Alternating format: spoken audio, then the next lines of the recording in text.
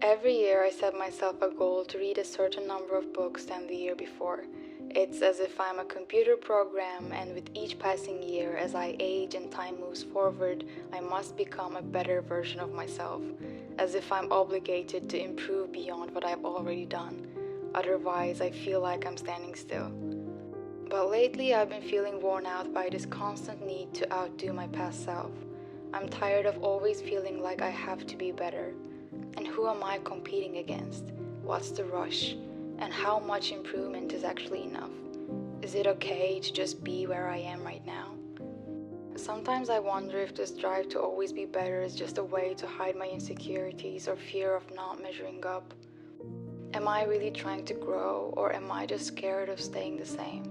Maybe it's a bit of both. I feel like this seeking for constant improvement can sometimes be a way of bypassing our imperfections and our humanity. There's a certain beauty in embracing the present moment, in finding contentment in who we are and where we stand. It's not about ignoring the potential for growth or becoming lazy, rather, it's about acknowledging that growth sometimes happens organically, without the pressure of constantly pushing forward. The concept of enough is subjective and ever-changing. What may have once seemed like a high goal may eventually become our new normal, prompting us to reach even further. And yet there comes a point where we must pause and ask ourselves, what are we truly striving for? And at what cost?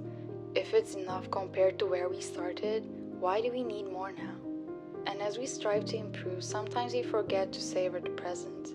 We get caught up in chasing tomorrow and overlook the beauty of today, where we are at in this moment and how far we already come. Yet it's in these simple moments that life truly unfolds, with all its twists and turns. What I believe is that the real growth isn't just about reaching a goal, but about the path we take to get there. It's when things don't go as planned, when we take unexpected turns, and when we doubt ourselves. But believing in it is not enough when the whole world around seems like always going forwards. It makes me feel like there's no room to slow down or pause. That's when I turn to nature for comfort.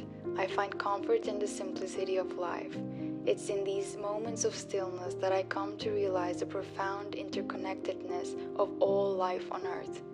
Just as every leaf on a tree serves its purpose in life, we too have our place in the grand dance of life. I see the seasons change and how we go through cycles of growth, decay, and renewal. It seems like we are the only species driven by this obsession to get better. Others know what's enough. Even this sets us apart from the rest of the natural world, driving us to seek meaning and significance in our lives.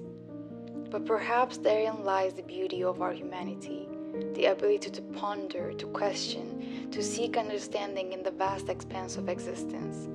In our quest for improvement, we find ourselves not only striving to better our circumstances, but also to deepen our understanding of the world and our place within it. And in that pursuit, I've come to realize that true growth isn't measured by the goals we achieve, but by the experiences we have along the way. And sometimes just showing up is enough. A few years ago, I took a teacher training in Yin Yoga that completely changed my perspective on self-improvement. Despite years of practice, there were still poses I couldn't do. But instead of pushing harder, the teacher reminded me to embrace my body's limitations. She explained how unique our bodies are, how our bone structure is specific to us, how there are things we can't change, and how pushing too hard won't get us anywhere. Her approach was so inclusive and compassionate that I felt it deeply. I didn't even fear for a moment that it might mean that I won't be able to do splits ever. Instead, I accepted my reality. The reality that my body can deliver to me at the moment, not to push myself to be like the picture in my mind. As I accepted where I was and the pace of my progress and stopped pushing myself for more, everything started to change.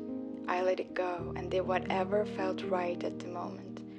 Sometimes I stretched more, sometimes I stayed still, some days I forgot, and forgetting felt good.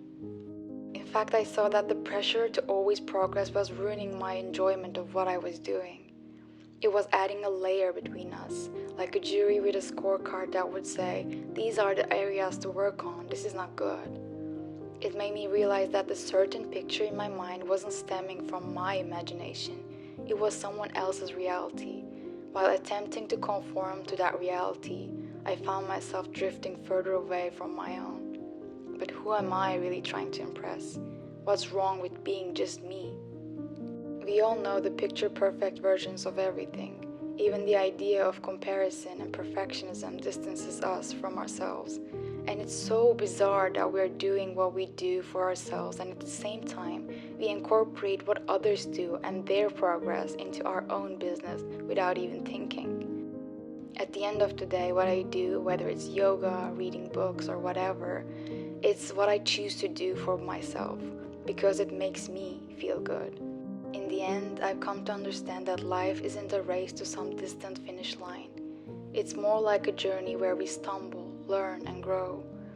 Each step we take, every step back we encounter, shapes us in ways we may not fully grasp, and it's okay to not always be striving for improvement. Sometimes we just need to pause, appreciate where we are, and find contentment in the simplicity of the moment, especially in the things that bring us joy. We should allow ourselves to step back, to savor the present without the weight of progress, because ultimately it's in these moments of contentment and appreciation that we find true fulfillment on our journey. And sometimes that's more than enough.